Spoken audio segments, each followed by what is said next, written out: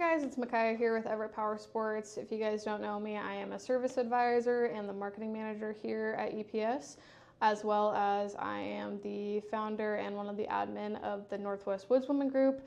You might be familiar with our page. We started back in August of last year. We're a local community just to bring together all of the women of the Northwest that ride dirt bikes.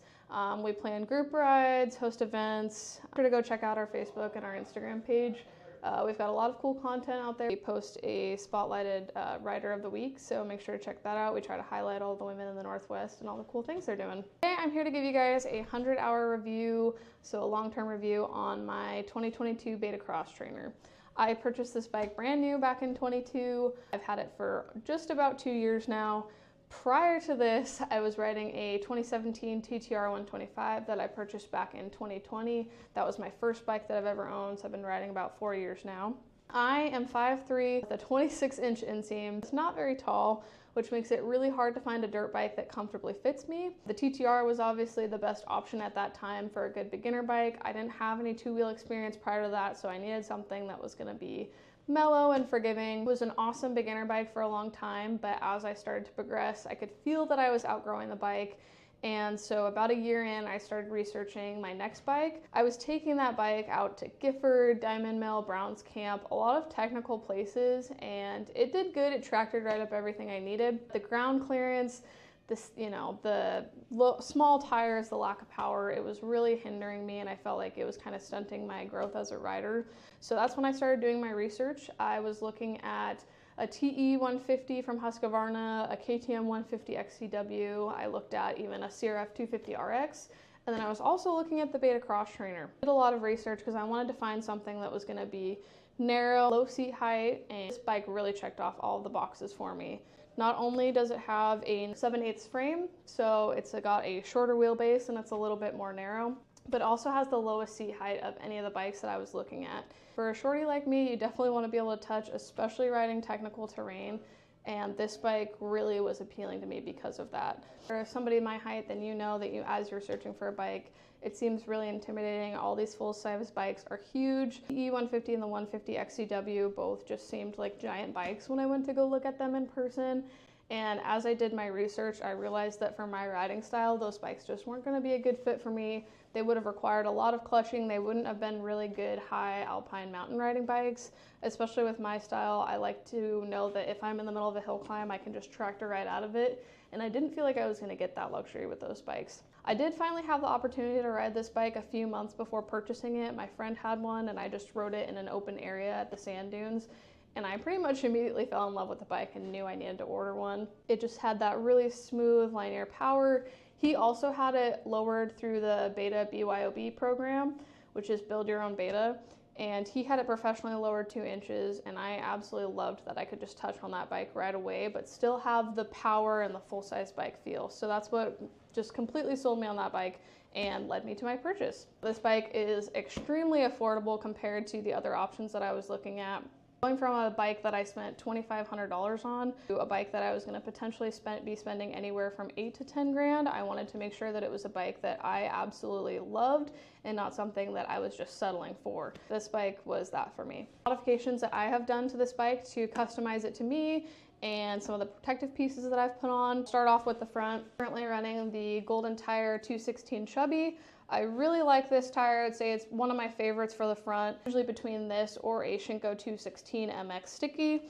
I'm not running a bib moose in the front right now. I am just running a heavy duty tube, but I do plan to switch just because I'm riding this bike pretty hard through a lot of rocky and rooty terrain, and the last thing I want is a pinch tube out on the trail. I've also installed the NSX grab strap. This is a great investment for a really affordable price. I haven't actually had to use this at all myself. It's usually the people that I'm riding with, typically my boyfriend, that has to use this. If I'm in some gnarly terrain, specifically an uphill climb, and I just need that little extra help to get up, this is a great accessory to have on your bike just so somebody can grab onto this and help pull you up while you're giving it throttle, and it works amazing. The other things that I've done are the Lucky insert cartridge from MX Tech in the front fork.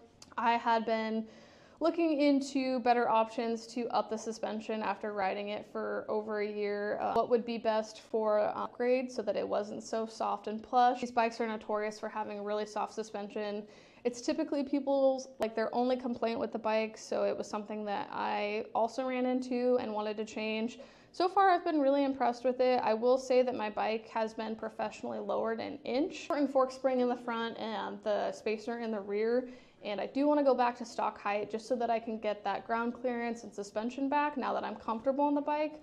But this bike has given me the confidence to feel like I can ride at stock height again, so I will mention that that has been a key part of it. Suspension's pretty much dialed now. I did have it done by Hayden over at Evo Suspension. It makes a huge difference. It just kind of glides over any of those rocks and roots. I don't experience the deflection that I was kind of experiencing before at high speeds. As I've gotten more comfortable on this bike, I start to push it third, fourth gear, and at those points you typically start to notice that there's a lot of deflection in the front, and it almost kind of pogo sticks you around. It's just because that's not what the suspension was made for. This bike was created for somebody that was going to ride a lot of slow and technical terrain. Not saying that that's the only use for this bike. Riding anything faster outside of that, then you are going to have to probably do some upgrades to your suspension, which is why I want the Lucky Kit. Is a KYB conversion that you can purchase. There is a dual fork spring option out there. There's a few other ones. The Lucky Kit was just fitting my price range and what I wanted out of the bike the best. Handlebars, I have upgraded to the flex bars, specifically the Enduro Bend. If you have looked into these, you know that they come with a price. They're around $400. They're absolutely worth it. I was fortunate enough to have a friend that let me borrow hers before buying, so I knew if they were gonna make a big enough difference for me. It basically took all of the vibration out of the handlebars. I don't notice any type of vibration, which even though this is a counterbalance bike, it still vibrates quite a bit. There's a huge difference for me to have these on. Not to mention, I am quite the klutz. I drop my bike a lot. Most of the time when I drop my bike, it's not even when I'm riding. It's usually just like when I'm stopped and tipped over, or it's something simple. But when I'm riding, it's usually out in the woods or somewhere rocky. And I bent 2 different handlebars in a month, which, if you know, handlebars aren't super cheap. I mean, they're $100 a piece, so bending 2 of them in a month was kind of a bummer. The nice thing with the flex bars is you don't have to worry about them bending. I haven't had any issues with mine. I've dropped mine numerous amounts of times since I had them installed, and I haven't had any issues. After I installed the fatty pipe as well, there was extreme increase in vibration in the bike, but I did not notice it at all with these bars, whereas I noticed it a lot with just your standard PR high fat bars. Going over to my exhaust, I have installed the FMF fatty pipe. I wanted a little bit more mid and top end. When you're riding the faster and flowy stuff, you kind of know that there's a little bit more that you want out of this bike after you've been riding it for a while, and I was kind of at that point where I wanted more power. The fatty pipe has absolutely done that for me. It feels like a completely different bike. It has so much more power and torque, and I absolutely love it. I have the best time with this. I also did love the stock pipe while I was learning, but now that I've been riding the bike for 2 years, the fatty pipe has been a good change for me. I've also installed the P3 Carbon Enduro pipe guard on it.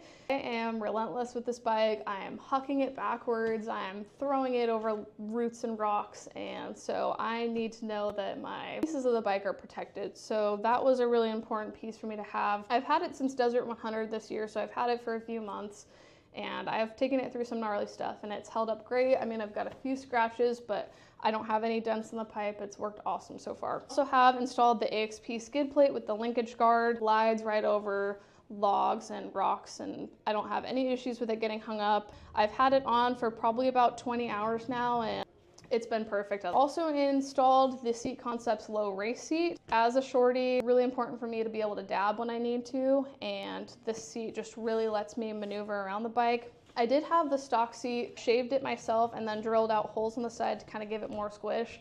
And even after shaving it, I felt like I just couldn't touch quite as well as I did with the low seat, so I'm really glad that I made the investment to buy this. Also, the gripper ribs on it, when you're going on a hill climb, this bike really, with the seat on here, it really just locks you in. You don't have to worry about sliding backwards. Really solid seat. It's spendy, but it's absolutely worth the money. I've also got the FMF Core spark arrestor installed. I ride in the woods, so I have to have a spark arrestor. Not a huge change to the bike with this on, just needed that spark arrestor piece on there. I am running a 13 tooth sprocket in the front and a 48 in the rear. This has just dropped a tooth in the front gearing wise because of the fatty pipe. Feels pretty solid now. I really like the setup. I might eventually change and go up a couple teeth in the rear, but right now I really like where it's at and I'm just gonna leave it that way for a while. I have also installed the JD jetting kit. These bikes come pretty rich from the factory, and so it needed to be rejetted as well as with the fatty pipe. I also am currently running the IRC VE33S Dakota tire. This has by far been my favorite tire that I've ridden. Just if you're gonna ride a wide variety of terrains, I've ridden desert with it, I've ridden in the sand with it, all sorts of different trail riding. This tire is awesome. The only other tire that I've liked equally as much, or maybe even just a little bit more, was the IRC JX8. Just wore down a little bit quicker was my only problem with it. VE33S, I definitely gotten 40 hours out of this tire before I had to change it out. The JX, I only got maybe 10. Great mud tire. I did a enduro race out in Belfair on it, and there was some pretty bad mud sections, especially after 2 hours of people just ripping through the mud on that course. It just ate right through it. It gave me no issues. The bike almost felt like it was going faster than I could handle. It just pulled me right through all of it. Running the Unibiker radiator guards, if you ride in the woods, you know how important it is to have radiator guards on. I'll say that the first ride I took this bike out on, I didn't have my radiator guards yet, and first ride in, I bent my radiator. So definitely important to have those on. I've dropped this bike a million times and I haven't had any issues with my radiators bending since, so they've done a good job of protecting that. Got the Powersports plastics installed. This around 40 hours. I'll probably do another kit here soon just because I like to change up the look of a bike. They've been super durable. I haven't had any plastics break. It's been super solid, so highly recommend that if you want to go with an aftermarket kit and kind of switch up the look of the bike. But in woods riding, it's really popular for people to install recluses on their bikes. I actually have never felt like I needed one on this bike. The bike is really hard to kill. It's just such a smooth tractability that you don't really feel like you need to have a recluse installed. Easy to find neutral on this bike. It's you can let the clutch on the way out and give it throttle and it pretty much won't die unless you have the fatty pipe. Then it requires a little bit more throttle, but setting this bike is really easy to ride, so I would recommend riding this bike before you install a recluse on it if you are buying one brand new. Me and this bike have been through a lot together. In 100 hours, we've done the Desert 100 twice. I've finished the 50-mile race both times in the women's class.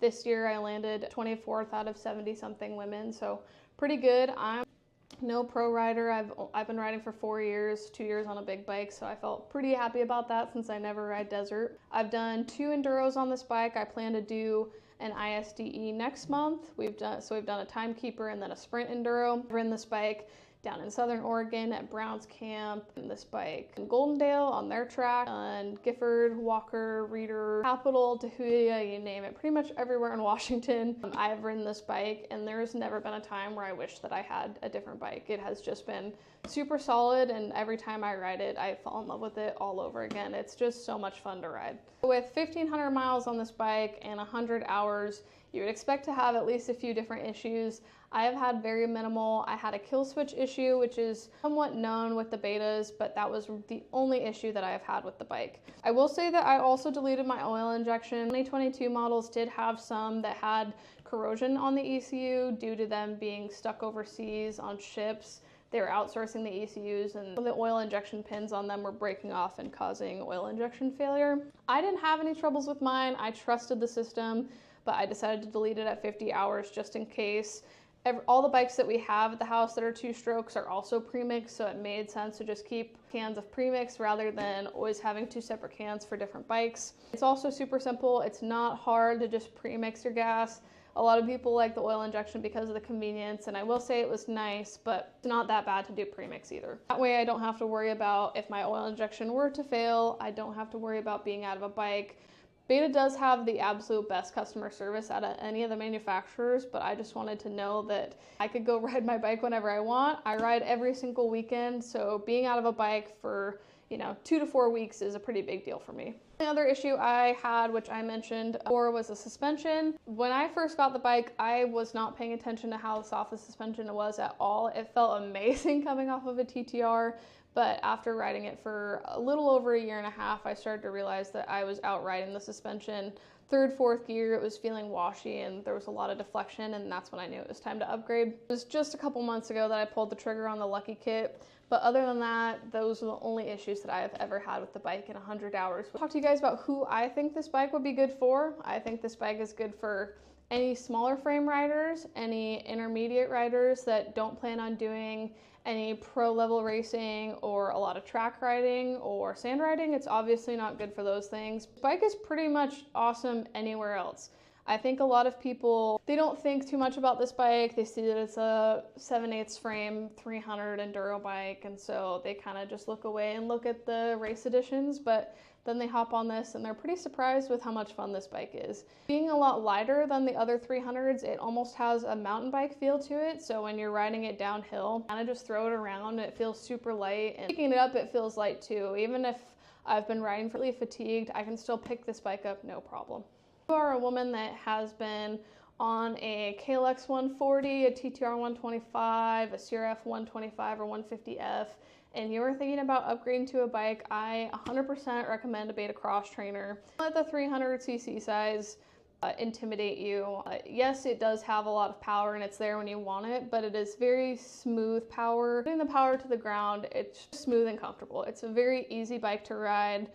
I think that you would be really surprised by riding it. If you have the option to go do a beta demo days near your local dealer, I absolutely recommend riding this bike. I think that you might surprise yourself with how much you like it. I will say that this bike has increased my riding abilities a ton. Riding trails that I rode a year ago and I can fly through them now compared to prior. It's really just given me the confidence that I need to tackle any trail and not think twice about it. I absolutely love that. I'm really impressed with the reliability of the bike. They don't require a whole lot of maintenance, but as long as you maintain this bike and take good care of it, you really won't have any issues. I've heard about some people getting, twice the amount of hours that I have and still not doing a top end, because that's just how reliable these bikes are. I'll say that this bike, with 100 hours on it, it has been extremely durable. I've thrown this bike, I've looped it out, I've crashed it downhill. I had a crash so bad at Desert 100 that I actually tore my rotator cuff, and nothing on this bike broke, which is absolutely phenomenal. Not a whole lot of bikes out there that I think would hold up that well, but I will say that these bikes are built very tough. Beta absolutely knew what they were doing by making a bike that has the shorter seat height and narrow frame. If you have any questions about the Beta Cross Trainer, feel free to stop by Everett Powersports or give us a call or comment on this video, and I'd be happy to answer questions. I feel like I've had this bike long enough to answer any questions that people may have on them.